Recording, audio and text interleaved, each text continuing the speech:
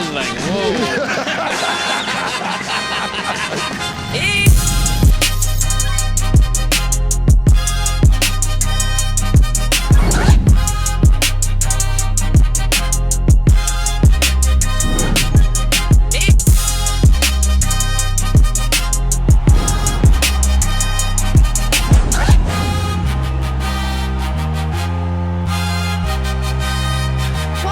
It is what it is. This episode is presented by Underdog. If you're new to Underdog, today's the day. Get $75 in fantasy bonus entries when you play just $5 on fantasy with code It Is What It Is. So Underdog is bringing the playoff magic all postseason long. Every playoff weekend, make sure y'all open the Underdog app to see what promos are waiting for you.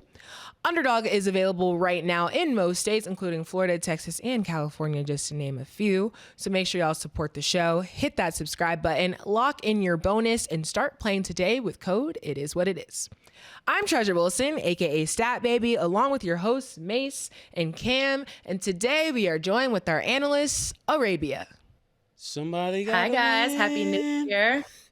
Happy New Year. Glad to see you and have you back. Somebody gotta lose. I'm doing great, thank you. How are y'all? How's y'all New Year coming? How's 2026 treating y'all so far? Really, really good. Really, really good. The stat is up here. I can't wait for this show.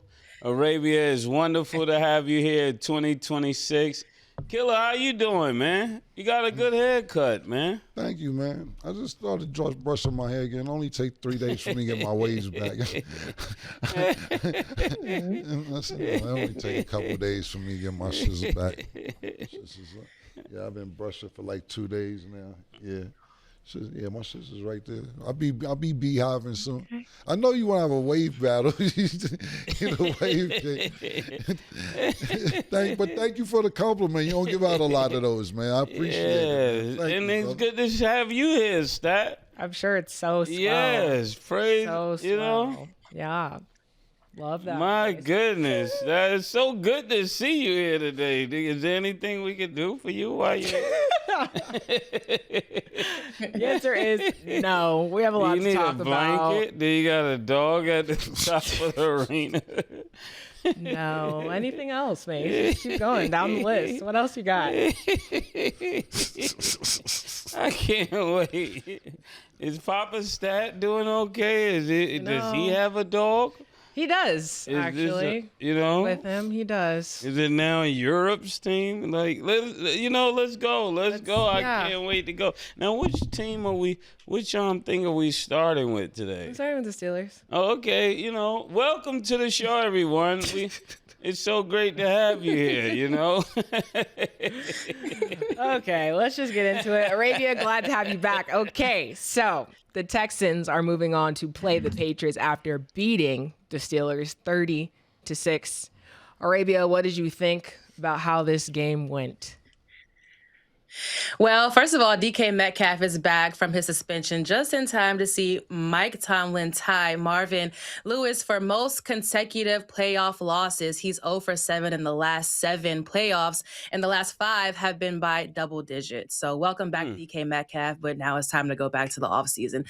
Arthur Smith, to me, left a lot to be desired as far as play calling goes. The Steelers were averaging 2.6 yards per carry on first down runs.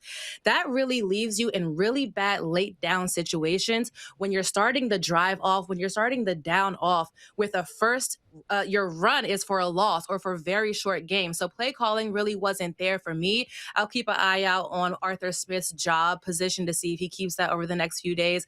As far as the Texans go, Nico Collins exited the game with a concussion again. He missed week 7 and week 8 due to a concussion, and he's out again. This is a huge hit for Houston.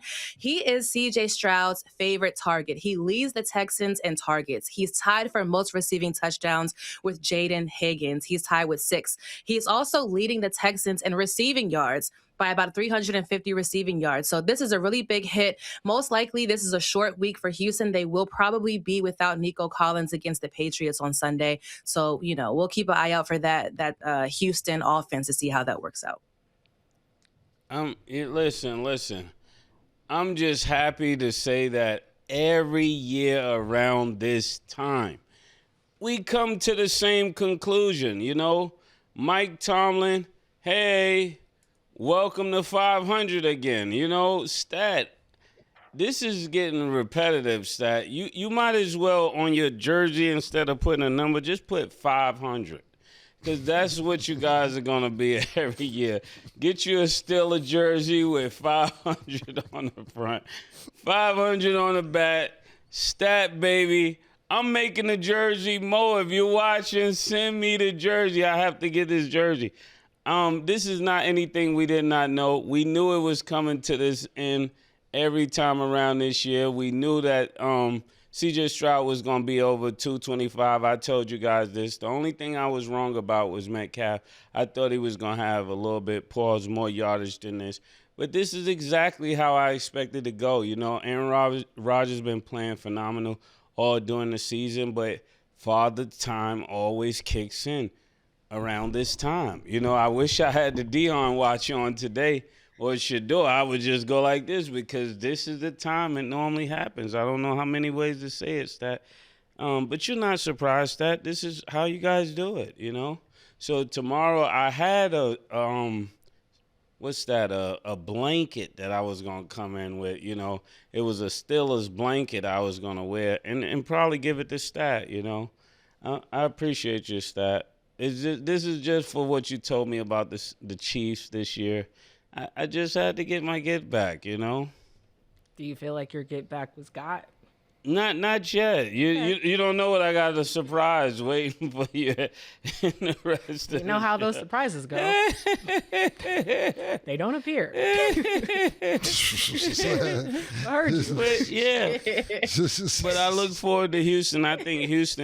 I actually think Houston might beat New England. And I'm going to go on the record because they look so good. They're playing championship, putting up championship points. And that's what I look for as an expert of the non-experts. That when you start putting up these kind of points, you definitely got a chance. It's not the team who got the best defense all the time. Sometimes it's great defense, but it's better offense. And that's what I like about the Houston Texans. That's that. Get it off your chest. A lot to say. Yeah, do your thing.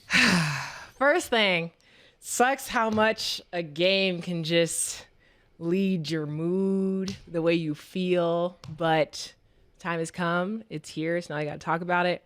First of all, as far as the Patriots, Mace, I actually disagree with you. Honestly, I'm just going to say congratulations to them because if the Texans play them the way they played us, they're going to have a time. The overall game to me was not a good game. There was a lot of things that happened in the first half that were Texans mistakes, right? You had C.J. Stroud dropping the ball.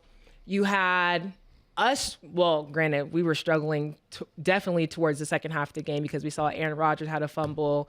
They were able to pick up the ball, make touchdowns. Just the whole game throughout was real slow. It was at a good 7-6 up until maybe like end of first half, early third quarter. I don't remember exactly when it changed, but it was a really stagnant game. It was a lot of defense. Our defense came in hot, right? At first it looked like, okay, like the Steelers are actually making strides. We're actually doing something. DK Metcalf is far out, but then he's dropping passes. It's like, okay, where is this direction going to go? But then by the time it got to the fourth quarter, it was just an overall shit show. Like there was a lot of opportunities where we could have capitalized off the Texans' mistakes and we didn't. Like Aaron Rodgers had a lot of time for certain plays, and then he just didn't run the ball. And it sucks to not have a mobile quarterback. And again, you can look at what he's done, you know, this season and what he did this game, and that doesn't take away from what he's done in the past because I think overall he's still a great quarterback. But just how it all unfolds when you see what happens in the end, it's just like, damn.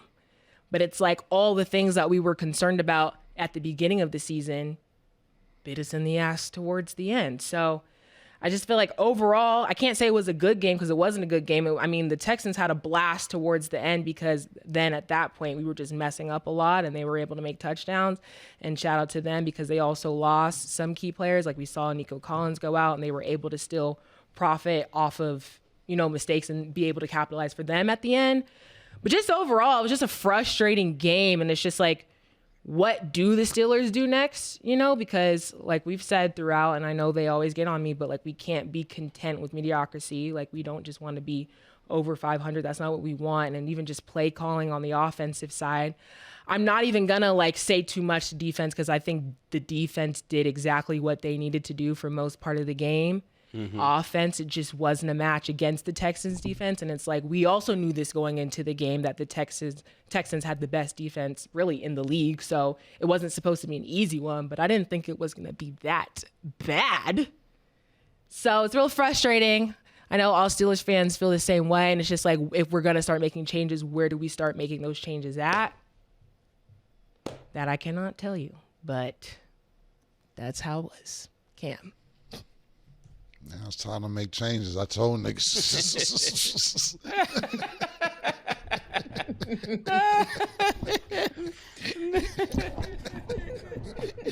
Now niggas want to make changes. Last week niggas told me they was going to the Super Bowl. This week niggas making changes. This is crazy. I mean, Yeah. it's just like watching the game. Like, I don't even understand. Like, it's hard to explain the feeling when you just see the decline. Were you crying? No.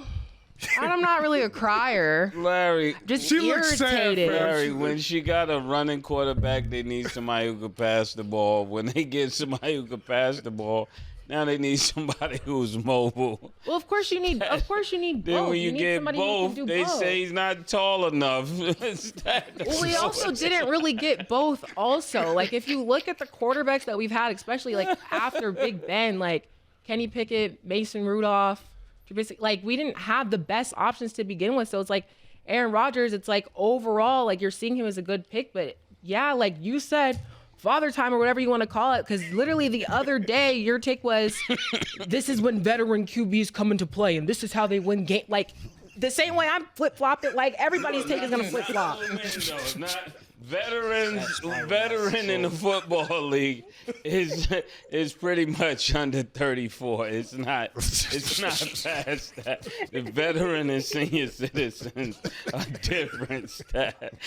We need a clear definition because Justin Herbert was a senior citizen at one point. Like, and that's what I said. Justin Herbert was a senior citizen? that's what he said. No, he said not- it was old. no, okay. I You made know him- it's true. I mixed them up with the other one. Was that Justin Herbert? I don't know. Yeah, that's which one true. it was. You thought Justin Herbert Yeah. was She's angry. Phillip Rivers. Very. She's yeah. angry. It's not the time. Yeah, I mixed them It's up not with the Phillip time. Rivers, but I definitely was thinking about the age. But we're not gonna line jump stat. We're gonna let Cam. Oh, have now his we're not line. line stepping. It's just situational when we decide to line step and when not to. But okay, got it. Heard. We're not gonna line step. Listen, you know what it is, and because my teams, as far as the San Antonio Spurs, which were doing good this year, and I've been a long time Cincinnati Bengals fan after Tom Brady left the Patriots, and they haven't been doing good. So I've never really been emotionally involved to where I get mad because my teams usually aren't doing good, even though the Spurs, growing up, they've done good. Tim Duncan, Ever, Ginobili, Tony Parker, etc. And we know what the Patriots have done. But this is why I'm not a Knicks fan, because I refuse to be emotionally involved when you think something could happen, and it's just not. It just doesn't happen. You know what I'm saying? Like, and I see the frustration on Stat's face and the anger. She can't hide it. You know what I'm saying? But I understand it because you think, okay, we got a shot this year, when I knew they never had a shot this year. This is the same thing that they did last year. Mike Tomlin, longest, 8 playoff consecutive losses straight in a row. 7. Seven. Thank you, Arabia. 7 straight. But look, I'm not going to rain on anybody's parade. I'm just going to say congratulations to the Houston Texans, because it was a time in this season where we didn't think the Texans would be where they're at now. C.J. Stroud was out. They didn't look good. And we basically was saying, what happened to C.J. Stroud from 2 years ago? Last year he didn't have a great season. He looked decent, more than decent the year before last, and it looked like this season was going to be a wash. And then for them to come back and get a wild card win and move on to the divisional next week is really amazing. But I do want to say this, man, because it looks like this will be the end of the road for Aaron Rodgers. I just want to say that, you know, we live in a society that doesn't remember yesterday. And Aaron Rodgers was considered at one time, and to some still, top 5 quarterback ever. And, you know, this season, you know, like May said, people get older and people just get older. But Aaron Rodgers has a sensational career. If he decides to come back, it is what it is. But if he doesn't, we got to still give him credit. You know what I'm saying? Let's just take this in consideration. And I'll end it with this. Aaron Rodgers played against D'Amico Ryans. D'Amico Ryans actually has a sack on Aaron Rodgers. That's how long Aaron Rodgers and his longevity speaks to being in the league. It's like when players come in and get on the basketball court and they be like, see LeBron James, he be like, yo, LeBron, you played against my dad. And LeBron like, damn. LeBron busted your dad ass, pause, and his ass. That's longevity. So I know it didn't look the best for Aaron Rodgers going out, but if it is the last game he had, I know it wasn't great, but I want to say thank you for Aaron Rodgers because he definitely had a great career. Just didn't end on a good note, and not on a good night either. It was pathetic, actually. Yeah, I think Stat, it would be I have a question better. for you. Oh, go ahead. Yeah. No, I was just going to ask if this outcome changed how you feel at all about Tomlin and his future with the team, or do you kind of feel the same? Nothing's changed. Nice way to let her down, Arabia. Nice way. I like that. I'm gonna take your approach. I think the Steelers would be better if they just lost more, right? Because then they would be able to get a better quarterback. I think this going 500 every time actually hurts them because it doesn't put them in position to get much better talent with just being right here. If they would just lose a little bit more, then they will have higher draft picks, and then they will be able to get the pieces that they need instead of just staying right here year after year, because Cam said 7 losses. Next year will make 8. They'll just keep being right here until they either get rid of Mike Tomlin or they actually take Mike Tomlin away from this. Not get rid of Mike Tomlin until they actually lose more. When they lose more, they'll get the talent they need, and then they'll be the Pittsburgh Steelers they supposed to be. My opinion, Mace, is, and that's a great point. I like that. But, dude, you can't really tank, but that's a good point. It's stagnant, and it's, you know, you're not going to get top draft picks. That's a very good point. But to me, my opinion is I don't think Mike Tomlin will be back next season.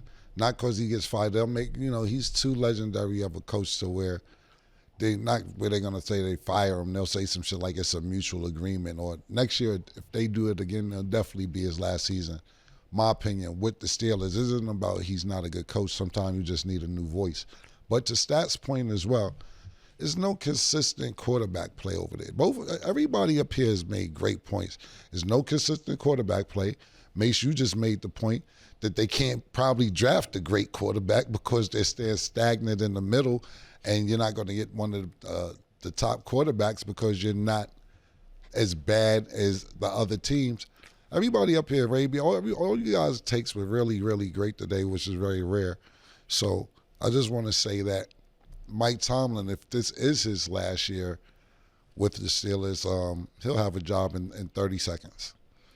Definitely. Yeah, just think if they lost a little bit more and they got a great quarterback. Just think if they was losing at least 4 more of these games and they get to the place where they could be potentially the first or second pick. They get the guy from Indiana, and they would still have Pickens. They wouldn't even need the trade. They just know that we're going into a better direction, and they will have a young, quarterback, young receivers that could really get the job done. That's where they need to be.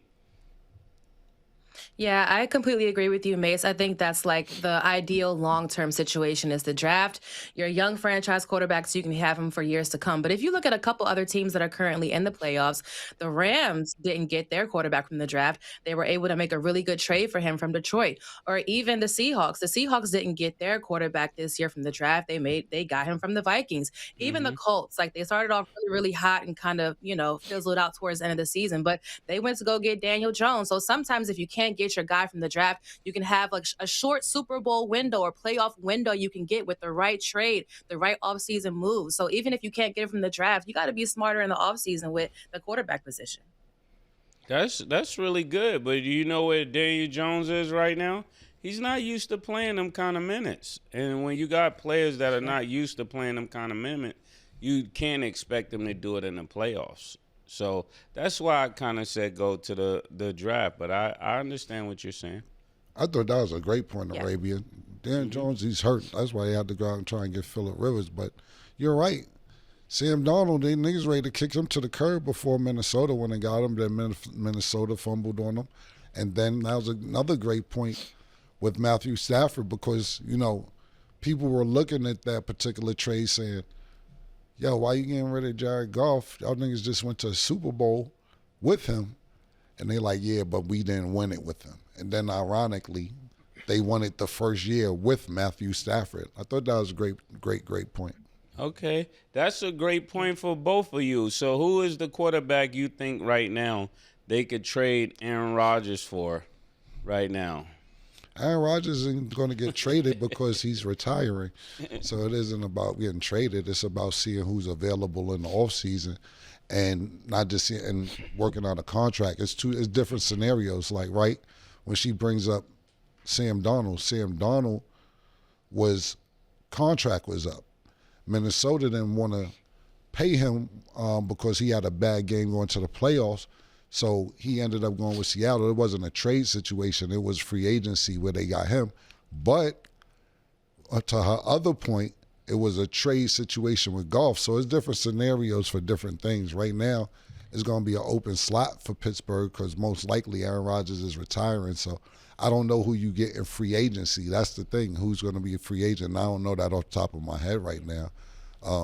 Which quarterbacks are free agents. But then again, when you think about somebody like Daniel Jones, you wouldn't think that he would be starting with Indiana. It wasn't before the season over, if I'm not mistaken. He was a backup with Minnesota last year.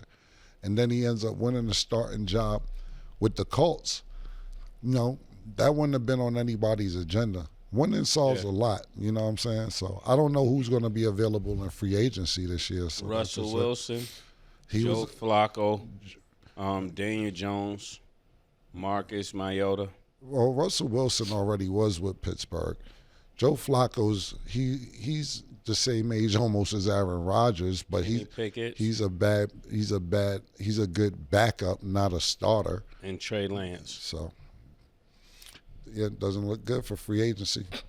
So that's how I was hearing, So I thought about that. You did. You Googled it. Cam, I had my notes. That's why my computer is here, killer. GPT. You just oh man, you didn't know it was free agency. Killer. All you trying to do is discredit Arabia's take. I thought it was a great take. I thought it was good. I was just sharing with you.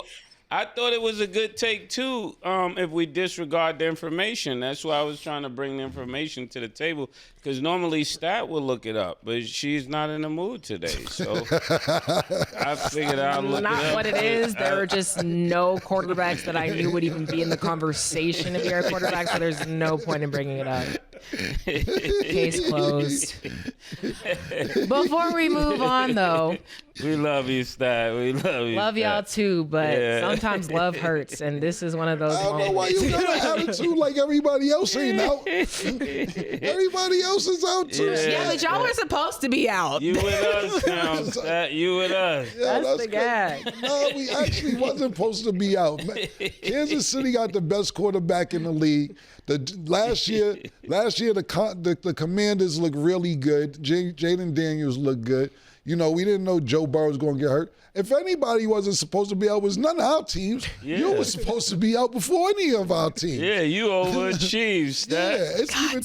It's even to the point where we got the Is What It Is group text, and I just rolled my eyes at Arabia's text yesterday talking about, the Chicago Bears look identical to the Commanders as last year. I'm like, just calm down. No, look, nobody's talking about the Commanders this year. He's trying to figure a way to throw them in there. Let the Chicago Bears be the Chicago Bears. And now you're still comparing them to the Commanders. People can't let it go. So don't feel bad, Stat. Everybody's out. Yeah, that's true. I will ask just before we move on, because Cam brought up a great point, and I know he gave his prediction, but Arabia, do you think that was Aaron Rodgers' last game?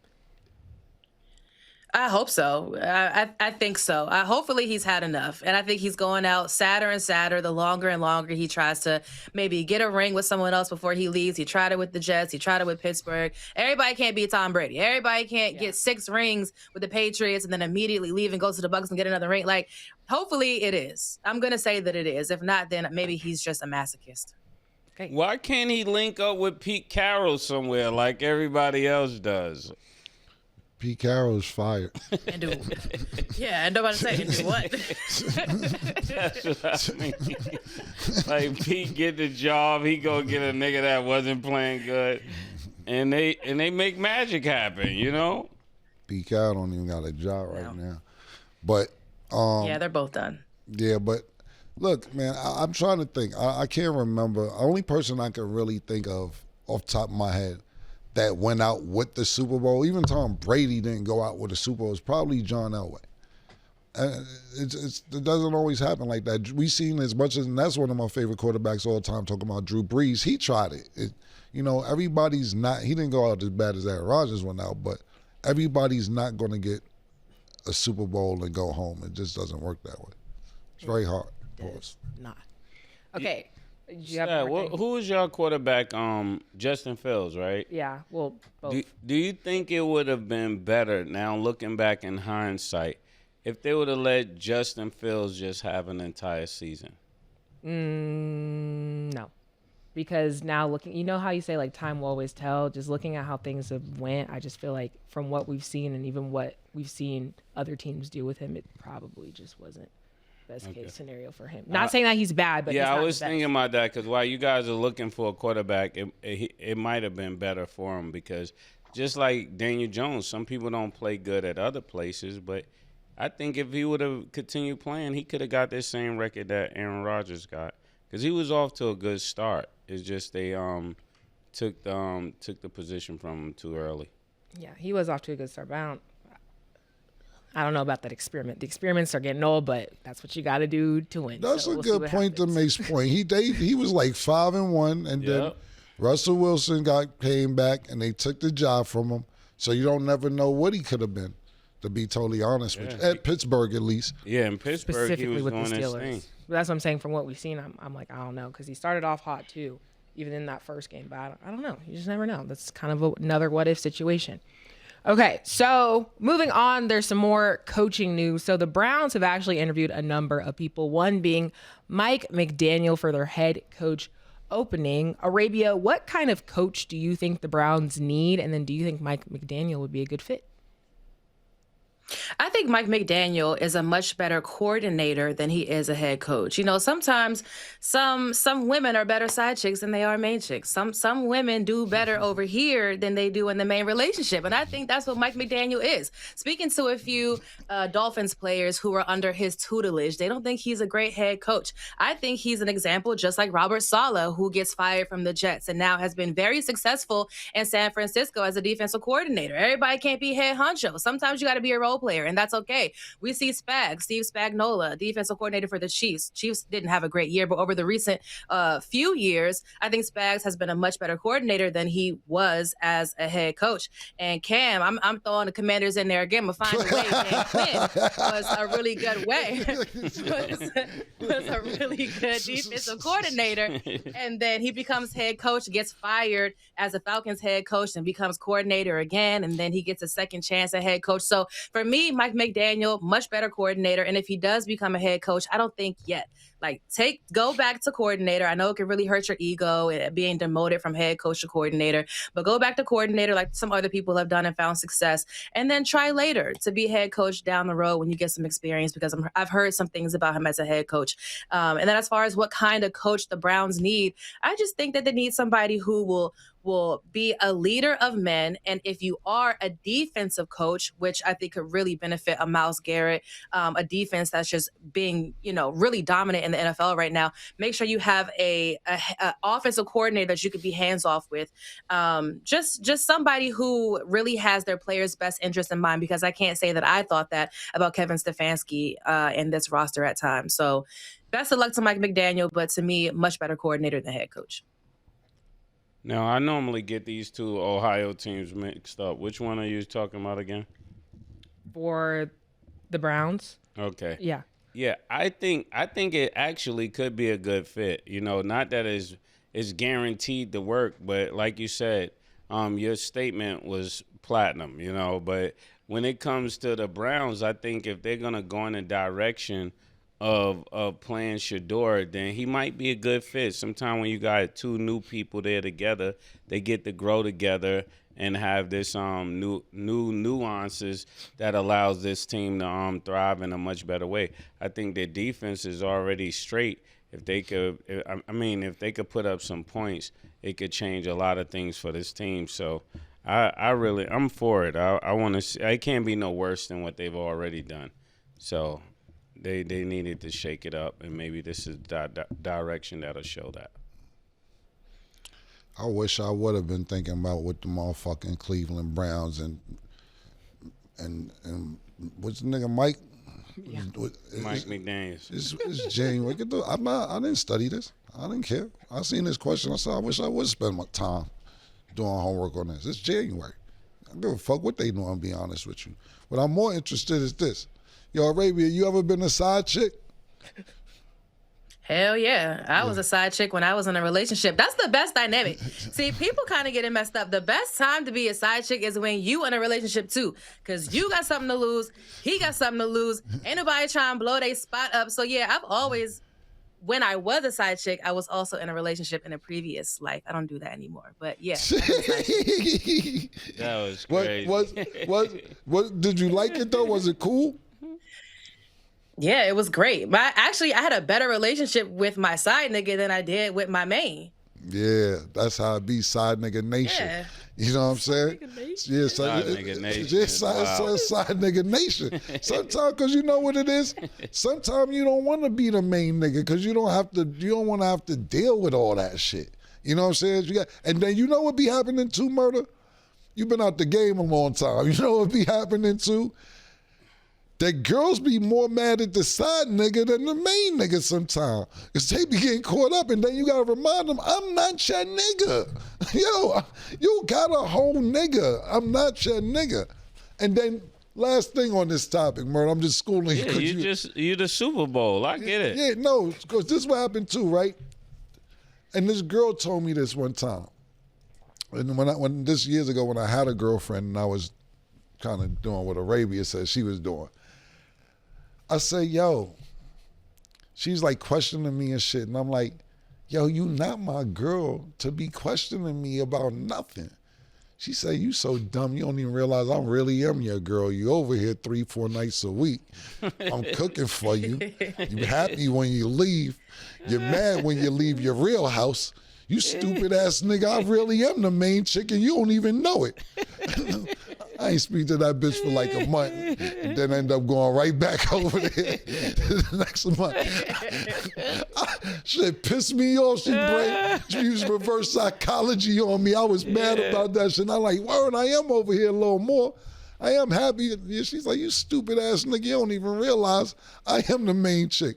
But go home to your bitch if that's what you think your bitch is. Your PS was over there, so. Yeah, my PlayStation definitely was over there. So yeah, you ain't lying, man. Stamped. That was more interesting than who's coaching Cleveland than me. I'm like, It's a nice combo there. I know you have no interest in the coaching conversation, but we got one more before we go to break. Yeah. So, John Harbaugh. So, we know that a lot of teams have interest in this coach, and a lot of buzz is noting the Titans, Falcons, and the Giants could be a number of options. But Arabia, where do you think he should go? So a few options for me include Miami is one. Not super likely, but Miami is one because of Stephen Ross. And I've spoken at length about Stephen Ross, owner of the Dolphins. He's a huge Michigan fan. He has an appreciation for the Harbaughs. Michigan's School of Business is named after the Dolphins owner. So when John Harbaugh became available, he fires Mike McDaniel. They now have a new general manager. And so the Harbaugh could go to Miami because of Stephen Ross and his connection to Michigan. That's one. Another one is the Giants. I think the Giants have the market and the roster for the scheme and bravado of John Harbaugh. I think it could be really interesting. They have a lot of talent on that team, and I can see him in the New York market. Another one is the Falcons. A big benefit of the Falcons, another young roster with a lot of talent. He also could be involved in the GM process because they're still looking for their general manager, and that's really attractive.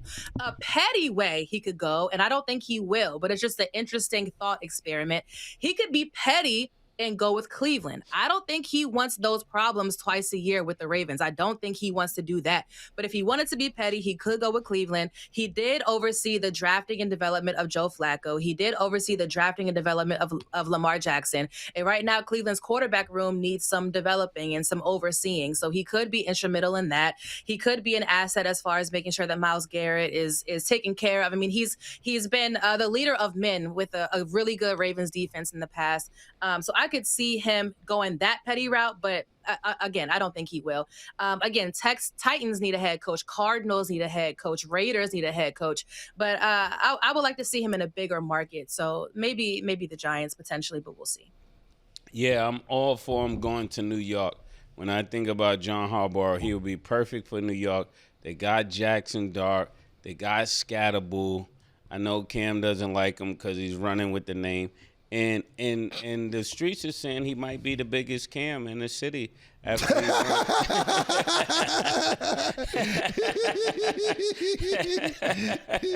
That's how you press a button right there. Trying to raise me. Yeah, this nigga is trolling, you know. That's trolling at his best right there.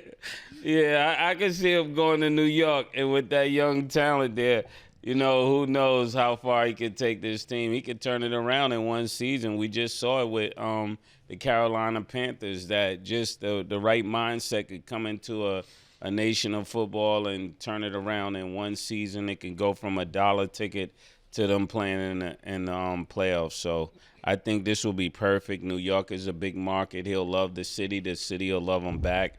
You know, even he'll have the four seasons like he had in every other place. So I think that would be perfect for him. It's only first of all, he don't have to take a job right away. But if we're saying what if, for me, if I'm John Harbaugh, it's only one place for me. It's the Atlanta Falcons.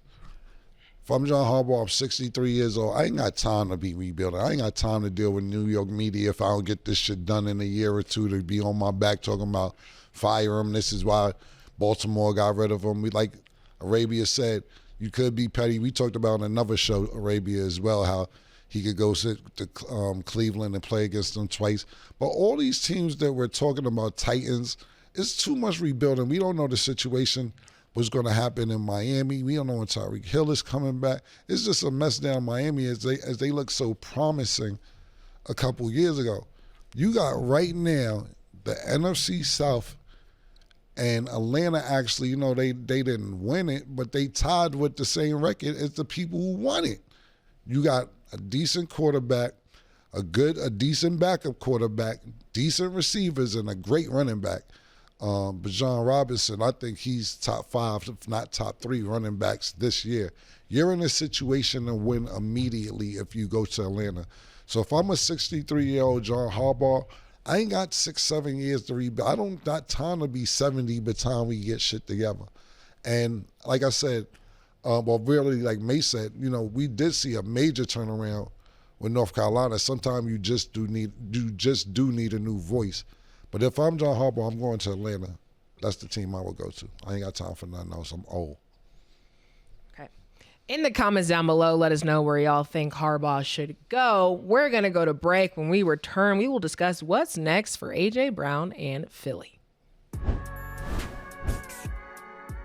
What's up, big dog? What's up, big dogs? Martin Luther King Jr. would be alive today if Tua was the shooter. Tua's passer rating can barely go to the club and get a bottle. 24.1 passer rating against the Browns. Marlon Humphrey is online saying that he wants to go on a glizzy tour.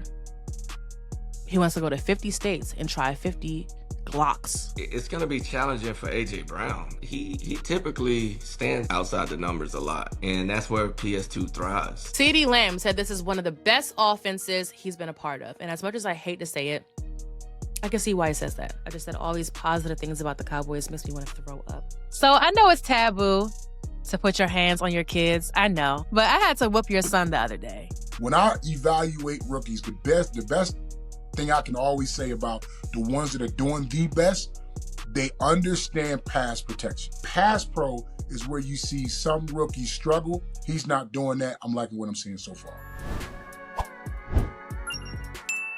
Welcome back. Now let's get into our underdog picks of the day. On Saturday, the Bills will play the Broncos. Underdog has Josh Allen at 220.5 passing yards. Do you have him higher or lower, Mace? I'm going to get it perfect this time. I'm going higher. I'm going to go lower. Okay. James Cook is at 81.5 rushing yards. Do you have him higher or lower, Cam? Lower. Lower. And Bo Nix is at 215.5 passing yards. Do you have him higher or lower, Mace? I got to go higher. You know, alumni, Doug Bucks. Lower. Okay. Make sure y'all download the Underdog app and you can make your picks too. So we briefly spoke about it in our previous episode, but we saw the exchange between Eagles coach Sirianni and A.J. Brown. So Arabia, do you think A.J. Brown is going to be out of Philly or do you think he's just fine? What do you think is going on over there? I doubt that he's out of Philly only because of contractual obligations. In 2024, he signed a 3-year, $96 million extension that runs through 2029.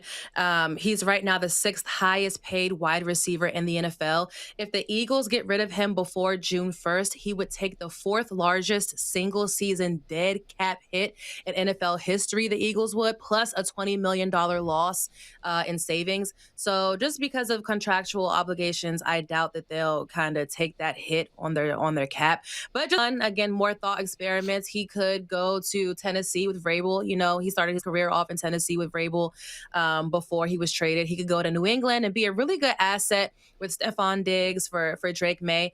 He could go to Denver. You know, they have Cortland Sutton, but I think Cortland Sutton and A.J. Brown would be a fun dynamic duo to see. Josh Allen obviously needs some weapons on offense. Lamar Jackson could be a really interesting quarterback for him being a duo with Zay Flowers and those receiving tight ends. So a few places that he could land that would be really, really interesting, but ultimately I don't think he's going anywhere because the Eagles just can't afford it. Yeah, $96 million was a lot to move. I think when it comes to A.J. Brown, though he's a major distraction to this team, They don't need to trade him, but they definitely need an intervention. Somebody got to sit down with him. They got to find out who he respects. I don't know if it's Jalen Hurts and Saquon both sit down with him, but somebody got to get in his ear, pause, because what he's doing is unacceptable. I don't know. It's too early to tell, man. This nigga just lost 2 days ago. I don't fucking know. I know he is a distraction. Everybody said is right. I seen when they asked the nigga Jalen Hurts after the game, he said, we're in a good place. We spoke. I don't know what the fuck that mean. Jalen Hurts be saying wild shit like, yo, if the sun is out, the sun don't come out, you can't shine. You know, he has a lot of like cryptic messages and shit. You know what I'm saying? Yeah. You can't win if you don't lose. Like, you know what I'm saying? He say all type of crazy shit. You know what I'm saying? Yeah. How you gonna be a dog if you don't bark? You know what I'm saying? Like I ain't got time for his fucking quotes and all that shit. You know what I'm saying? So I don't fucking know what that meant when he said that they spoke. You know what I'm saying? He got all that crazy shit with him. I do know that he is a distraction. Yeah. You're on the sideline reading the Bible. Not saying that people should read the Bible anytime they want to read the Bible, but you know that that's going to get the cameras on you and people talking about that as they should be talking about the game. You're yelling at the coach. You're dropping passes. You want the ball all season. You get the ball in prime time. You're dropping the ball. You got commercials talking about I'm always open. And then you don't deliver. Whose fault is it? Look, he's good when he's good, and he's not good when he's not good. But what happens is when you're A.J. Brown, you're held to a high standard. You know, I'm not going to say Jamal Chase or none of that. You know, Jamal, my nigga, but at the end of the day, you're held to a higher standard because you're that good. Is he going to be with the Eagles? I have no idea. I don't know what's going on. You know, I know one thing. Nobody expected the Eagles to go out this early, even though I think the 49ers are really good. But it's going to be some shifting around, and somebody's going to be to blame. That's how it is. Somebody's always to blame. I don't know if it's going to be the OC, the defensive coordinator. I'm not saying any of them are in jeopardy, but they're going to blame somebody. The coach. I'm not saying any of these people are getting fired. I'm just saying you have to blame somebody. And right now, the biggest person to blame is A.J. Brown for them not winning the game the other day. Yeah, I think that's a real issue, him being on the side of the sideline reading the Bible. That would be like going in church with your shoulder pads. Like, that's not the place for that. While you're on the sideline, they need you to play football. That's what they're paying you for. And you could do your soul winning outside of the time that you're playing football, you know? That's not the time for that. Yeah. Okay, so from what we've seen and then what's ahead, Arabia, who do you think has the best path to the Super Bowl? I gotta say Denver, only because right now the AFC runs through Denver, and typically it's really hard for teams to come in and play at Mile High. And environment is really, really important. You breathe different in Mile High. And again, this is a question that I asked some players because I've been like, is it really that hard to go to Denver and play in Denver? And they're like, yes, like the air is different. Conditioning is different when you're there. It's hard to go in there and play, not just because of the crowd and fans and the noise, but literally like you're at a higher altitude. So it's going to be harder to do that. So just based on home field advantage alone and the environment that they're in, I'm going to say Denver. And I know a lot of people disagree that defense wins championships. I know a lot of people are more on the offensive side now, but I'm a defensive girl. I still believe defense wins championships. And I think their defense is super formidable. I think if Bo Nix can click for more than just the fourth quarter of a game, they have a really complete team with complementary football. And Sean Payton, I think, puts his guys in really good positions. So I'm going to go Denver right now has the best path just based on their first round bye week. They don't even have to worry about that one round of the playoffs. And then after that, they have home field advantage. Yeah, I actually think it's the Patriots. I think the Patriots have the better route, or the Seahawks. I would go with one of those two. Matter of fact, let me go with the Seahawks. I think the Seahawks have the best path to the championship because they could basically beat any of these teams very, very easily, and that they've proven during the season. Sometime when you beat teams, you're not going to be able to beat that team again as easy because now they're looking for get back. But I think the people that they're playing with a wounded San Francisco team, they should get past them. And then you get the Bears. Let's say the Bears beat the Rams. You got a young quarterback in that, and I'm not sure if he's ready to be on that stage where you're going to the Super Bowl. So that's why I gave them the nod for being the easiest path. I don't know. This is a really tough one because I think the NFC Final Four teams. These are some great games coming up. Mm-hmm. You know, you speak to the Seahawks and 49ers. I remember we Seahawks just beat the 49ers, but I remember us playing in the championship, losing to Brandeis, but we beat them 2 times in the regular season. Mm-hmm. And it's hard to beat somebody consecutively like that, especially when something's on the line. I'm going to leave the NFC out of it because these games are really great. I want the Rams to actually come out the NFC if you're asking who I want. But I don't know, man. I don't know. This is really tough. Yeah, I would say the Bills, but they didn't look the greatest. Didn't look like Josh Allen had a lot of help. I don't really trust Bo Nix that much, but the Broncos' defense, to Arabia's point, is really, really good. And you got a Super Bowl coach and with the Broncos, so I'm gonna make a choice. I'm not gonna make a decision. If I gotta go with Mace's decision, Arabia's decision, I'm gonna just go with Arabia's decision as well because of the Broncos having home field advantage. She made a great point. It isn't just football players; it's basketball players. They be like, this fucking air in here it's hard to fucking breathe. If you ever look at the Denver Nuggets jerseys, it's some numbers on there. It's like 5,123. And I'm like, what the fuck is on their jerseys? And so I Googled it one day because I've been seeing it on their jerseys for the last couple years.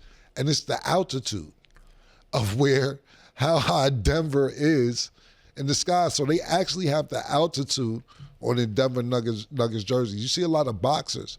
They go out there to train to get their breath together for fights as well.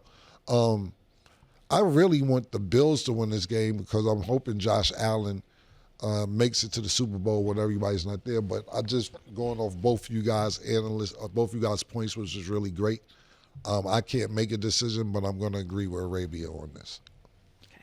So I think we're all in agreement that we've seen a lot of really good games because, just something's just different about this wild card weekend. But Arabia, in your opinion, what do you think makes a wild card weekend so great? I think it's close games. I think it's a lot of lead changes.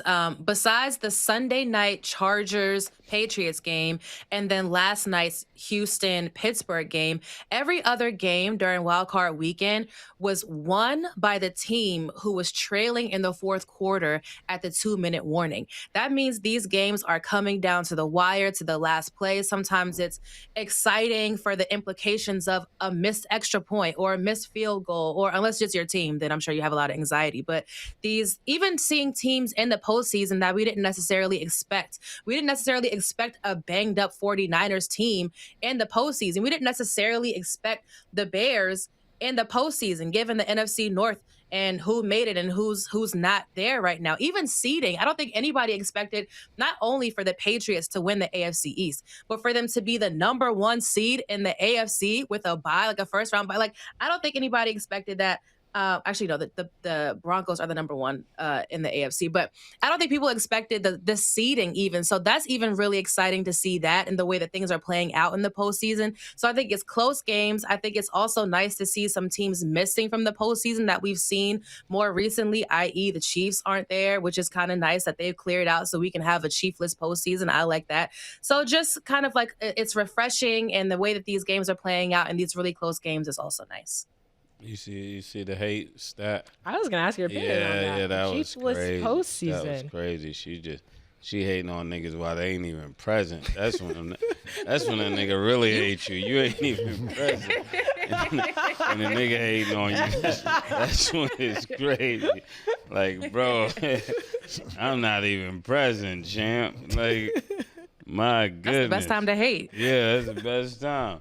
I think what makes the weekend of a wild card so crazy is thinking about you not getting that wild card bye. Like, why didn't we get the bye? And then knowing that the team that's waiting for you, they're rested. So I think it makes people play with an extra chip and with extra energy because they know they got to get it done, because just next week they'll be playing that team that took their bye. And normally it's people that should have gotten the same bye. They was close enough to get it, but something happened. So I think for me that's what makes it so crazy, because you didn't get the bye. What makes it crazy? Niggas just happy to be in the playoffs. Arabia, you kind of killing today. You're doing your thing, Arabia, today. You know what I'm saying? Appreciate you. Thank you. Yeah. Real happy to be here. Yeah, you're doing your thing today, man. You've been slacking lately, but you've been doing your thing. Sorry. Harlem nigga can't give you no credit. Yeah, Harlem nigga always you can't give a full. He can't give you the full credit. Not too much. Yeah, but look, I mean, every year is something different, but she made a great point. And all jokes aside, seriously, the teams that we thought would be here is not here. Michael Irvin, too. Shout out to Uncle Mike. Mike, he made some. He said this in the beginning of the season. I'll probably say 4, 5, 6 weeks in, when he's saying that this season's going to have a lot of new faces, and you're not going to see the people that we're used to seeing towards the end of the season. The usual suspects aren't here, and the usual suspects that are here, outside of Matthew Stafford, I would say, and I'm trying to think, I don't have to have it in front of me. Matthew Stafford, Sean Payton as a coach, Sean McVay, of course, been to the Super Bowl. It doesn't even have Super Bowl experience. Players, as I'm talking about mainly, I've thought of a couple coaches. So just to have some new faces here, and not know, like when like the question Stat just asked me before this particular take, I'm sitting here looking and I'm like, I can't make a decision, because one week I'm sitting there saying, okay, look, the 49ers, them niggas look like they're about to do their thing. Brock Purdy's looking good. He's back from being hurt. Kittles is looking good, yada, yada, yada. Then they have a chance to go into Seattle and have home field advantage, and think about what that meant for them. Not only home field advantage throughout the playoffs, if they make it to the Super Bowl is actually in their stadium. But they stink it up and they lose. Then you also lose Kittles last week. So what's the word I'm looking for? I don't know the word I'm looking for off the top of my head, but not knowing exactly who's going to win this year is more exciting than anything else. I don't know about wild card weekend and all that, but the fact that we don't have a definitive champion in our brain is one thing. Even if, like, let's say, for instance, sorry to bring them up again, Mace, but let's just say even if Kansas City was in it and they wasn't looking good, you would think in your brain, nah, Patrick Mahomes going to figure a way to get there. Yeah. No matter what. I don't give a fuck. He's going to figure a way to get there, or the Rush is going to get them there, or Taylor Swift's going to get them there. Like, that's what you would be thinking if they were in it. But they're not even in it to make all these speculations anyway. So I think that's the beauty of it this particular year, that we have no idea exactly who is going to win. Yeah. And I think that's a great point from all y'all, especially like just adding on to kind of what Arabia said. Cause I know like we're not poking fun because like the Chiefs are still a great team, but to see like the Chiefs not in this period, but like we're still enjoying watching like a Panthers game. But like it's interesting because I feel like on the NBA side, if it's not as marketable team or a team that's not as big, like it's a huge difference in viewership. Like if we see like the Wizards go all the way, it was like, I don't really want to watch the Wizards, but a team like the Panthers, like we can actually enjoy watching those games. So that's like the real interesting thing between NBA and NFL, because I think people are still going to ride to the end. So the thing about football is this, and just in comparison with football and basketball, because, this nigga, I don't know how this nigga makes the show every other show, but Sin. He's mad that the NFL came in on Christmas, because, the NFL, years prior, just really played Thanksgiving. They didn't really play Christmas unless it landed on an NFL day. In the last 2-3 years, they caught a wave when it comes to the Christmas games.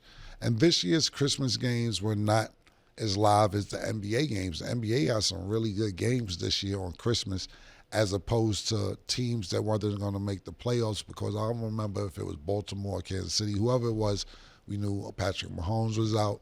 I forget who it was. More of the story is, it was some teams that wasn't really good. I didn't even watch the football games. I watched basketball on Christmas.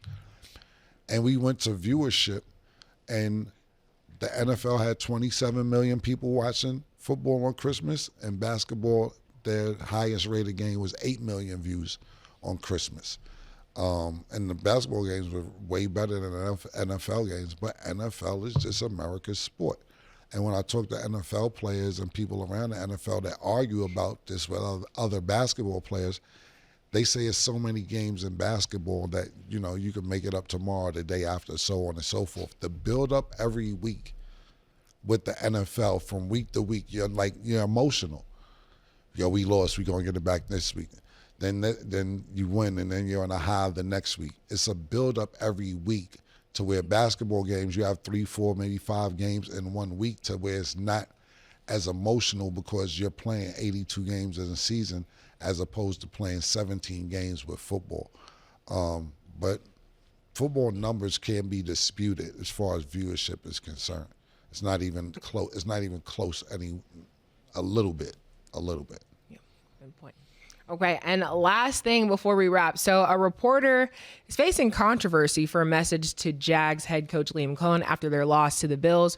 So at the conference, she told him, "I just want to tell you, congratulations on your success, young man. You hold your head up high. You guys have had a magnificent season. You did a great job out there today, and you just hold your head up. Ladies and gentlemen, Duval, you the one." So she was just giving him a lot of words of encouragement. So right now, the discussion is kind of like, do you think that was unprofessional? Like, reporters shouldn't be able to go and say those things to coaches? Or do you think that in this day and age, maybe we need more of that compassion from the media? Arabia, what's your take on it?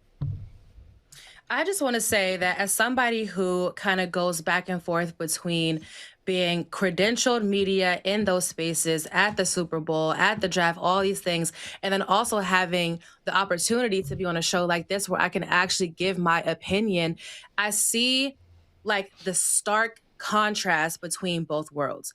What you, Cam, Mace, Stat, Nick are building with this is really keeping this industry modernized and pushed forward, because I think this is what people want. People want to hear your opinion on the game. They don't want to always hear this robotic take of facts and stats and just asking these stale questions like they do on the sidelines. Hey, coach, what do you got to do to get the team to win the game? And then they hate the question, and it's just like this awkward interview.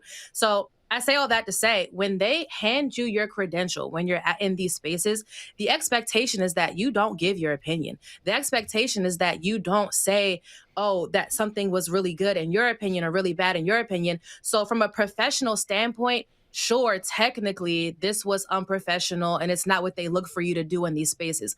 But at the end of the day, I think we see the industry changing because of shows like It Is What It Is, because you are handing a human being that credential. And if this person has covered the Jacksonville Jaguars for years, and this is one of the best seasons she's seen in a long time, this is a very emotional sport, it's going to bring that out of her. And God forbid the lady gives the head coach some credit for having a really good season. Mace, you brought up a point where head coaches come into situations and kind of turn the program around. We saw Liam Coen do just that. We've seen Dave Canales do something very similar. So I don't blame her for how she feels. I understand from a technical standpoint that you aren't supposed to do that. When I go to these networks, I'm a Commanders fan, but I'm supposed to be unbiased. I can't say we did this or our quarterback did that, so she wasn't supposed to do it. But I think we need to start changing the conversation and changing the tone of some of these things and not give people slack for being positive in these arenas.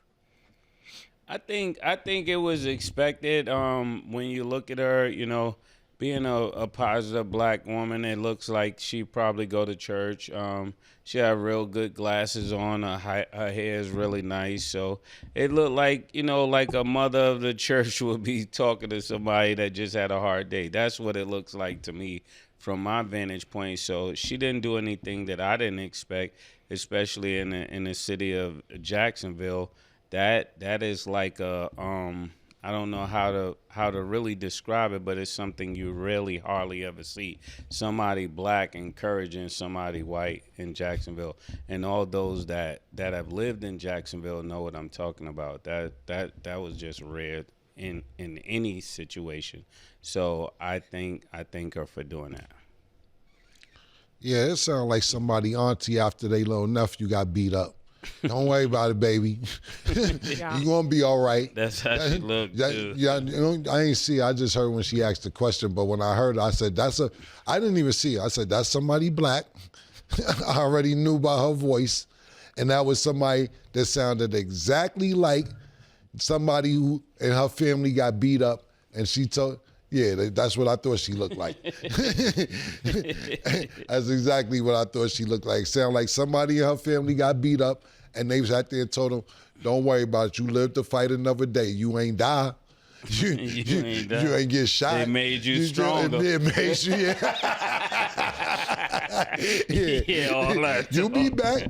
You just got to work out and you just got to get stronger, baby. It ain't nothing. That's what I got from it. I got, what's that, Big Mama's house, all that Mama's. I smell sweet potato pie. I smell cornbread when I heard that. I smelled soul food. That was the movie I'm looking for. I smelled all that shit when she was talking. I said, that is somebody who says, listen, man, we going to be all right. But also what I got from that is this, that look, she was basically encouraging him to say, and look, the way he answered, it was like a kid, like, yes, ma'am. Yeah. Yes, ma'am. You right, ma'am. He felt exactly where I'm coming from, how I'm trying to explain it. But at the same time, you know, I seen somebody doing an interview. I swear that this kid was funny. He was about maybe 14 years old again, 13, 14, coming out the Eagles game. And he's like, yo, man, we got to get rid of the coach, you know. A.J. Brown, I want him going. I love him, but I want him going. And this kid said, yo, man, you know, our coach, he's like a hamburger, man, when you put it on the grill. You know, you're cooking on one side, but you're raw on the other. That was crazy. Yeah. Nick, if you find the clip, I'm going to send you the clip so we can put it up, man. Yes, this was a huge letdown. This was my Christmas present, and I got a loss. Oh, no. You probably would have rather had Cole, huh? Yeah, probably. I'm feeling two of two things. A, I want A.J. Brown packing his bags, and I want him somewhere else that is not here. I love you, A.J., but, like, you can't make those drops in that game. And I also want Kevin Patullo flipping burgers at, like, the local McDonald's or something. I don't care. Why do you say that? Whenever he's an offensive coordinator, it's like he's flipping burgers. One side, he's cooking. One half, he's cooking. And the other half is completely raw. Yo, but that goes to show the expectations of some cities. Yeah. In Philadelphia, we just won a Super Bowl. We've been going to Super Bowls. And now niggas want A.J. Brown going. They want the coach going, so on and so forth, to where you have somebody in Jacksonville saying, we ain't been this far in a long time. Yeah. We got a nice young quarterback, a nice core. Listen, hold your head high. We got time. And it just goes to show from city to city how things change. When you think about New York, the Knicks, right?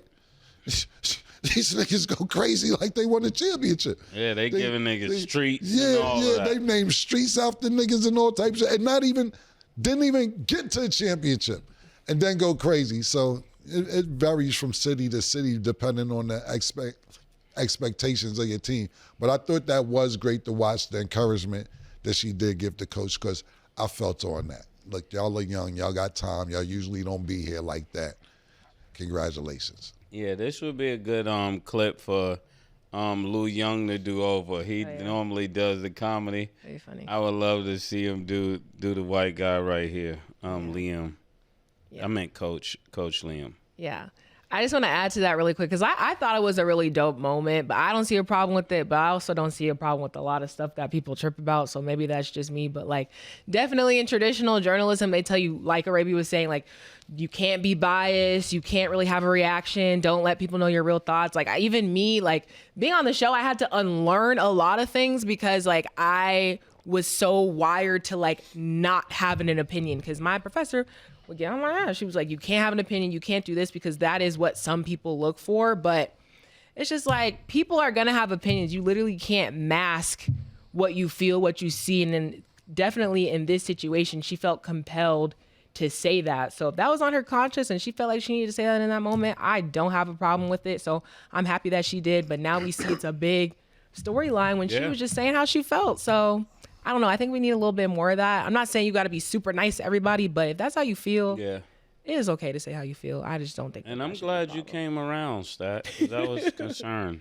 And listen, she's a homer though. When she said Duval at the end, she's a home. She's from the Duval, my nigga. Like, look, I'm not going to work in Wall Street Journal, nigga. I work here. Yeah. She made that clear. Yeah, I completely agree with you, Stat, too. Like, because I know for a while when I first started, it was like, oh, it took me a while to come up my shell. And in some regard, it is sometimes difficult to code switch between, you know, my different arenas that I'm in. But to be honest, like, I think this is a microcosm of what we see in these rooms. And the reason why, like, this backlash is indicative of a lot of people being uncomfortable still with Black women in these spaces. Because Cam, you said that this was very comforting to you. You said you smelled the cornbread and you smelled it just gave you that auntie feeling. It gave you nostalgic feelings. It gave you these good feelings. But for some people, it's like, why is she here? Yes. Who gave her that credential? Why is she saying that? Like, it's like, it's okay if someone I honestly feel like if a white man said it in a certain way, like, Good job, Oh, coach. my I mean, just goodness. hell of a season. Kim, I'm And gone. dude, that's how I feel. That's how I feel. I'm like, oh, hell of a coach season, hell of a season, coach. I think you did an awesome job. Like in a certain way, it wouldn't be a problem. But because she said it how she said it, the way she said it, now it's an issue. And I think it's just, indicative of the way that things kind of go in these spaces sometimes. Yeah, and just to add on that, because I felt that completely, even just like the way you say things too. Like, I remember when I would like present myself or like do a speech or something like that, they'd be like, "Oh, she's a little out there." I mean, to everybody else, they're like, "Oh, she seems so like da da da da." I'm like, "Dang, that's just how I am." But to some people, it's perceived a different way. So literally in certain rooms, and we see it on a broader level because it went viral, they're saying this is completely unprofessional. We just can't have fans up there in the press room asking like. She's still a reporter. Just because she said her feelings does not make her unprofessional, but to some people it is. So it's kind of crazy how that works, but it's how it works for a lot of people. So, But at the end of the day, this is my last take on it. This is why it's shows like this and other shows that are winning. yeah. Because people want the same old thing, or pardon me, people do the same old thing. And when you do something outside the box, sometimes people like, that's refreshing. I'm tired of seeing the same format on this show, on this channel, on this station, on this. It's been going on for 70, 80, 90 years, my nigga. When this nigga's gonna change? The other day, it was so dope. I wish it was some type of way they could have an alternative button for certain games, right? Because Snoop Dogg announced the Clippers game. And I was sitting there like, yo, I would love for Snoop Dogg to announce the NBA games, like commentating and through the game when you're commentating the whole game. And Steve Kerr's getting in a fight. He's like, look at Steve Kerr, the Wildcat coming out. That dude, he's Arizona Wildcat. They don't forgot. Okay, Steve. And I was like, yo, this was funny. They was like, yo, we in Inglewood. You know what time it is. Like, it was really dope to hear Snoop's point of view. Even when Snoop was doing boxing, analyst, when Jake Paul first started, he fought Nate Robinson. He was like, "Oh Lord, Nate!" And when Nate got knocked out, he was like, "Oh my God!" He said, "Don't play boxing." Yeah, yo, it was. I was like, yo, I would want to see Snoop do these games and these fights as opposed to traditional people doing them, man. So. I wish it was a way that you could be like, yo, who do you want to listen to analyst the game, traditional, or you want to hear this? They actually do it on ESPN sometimes on Monday Night Football. We're on ESPN1. ESPN1 is the traditional. And then if you go to ESPN2, it's Peyton Manning and his brother analyzing the game. And they have guests on, Kevin Hart, so on and so forth. It ain't us the way we talk, but it's something different. You know what I mean? Yeah, it's dope to see. And shout out to y'all for being pioneers for this because trust me, like that, you guys literally started like a revolution. Like it's a whole new world, which is dope to see. But Thank you. we still the best to do it. Okay, that is all the time that we have for today. Raven, it's always a pleasure to have you on the show. Thank you so much for having me. Sorry about your Steelers. Yeah. Okay, next year. That is all the time that we have for today. Thank y'all for watching. And as always, it is what it is.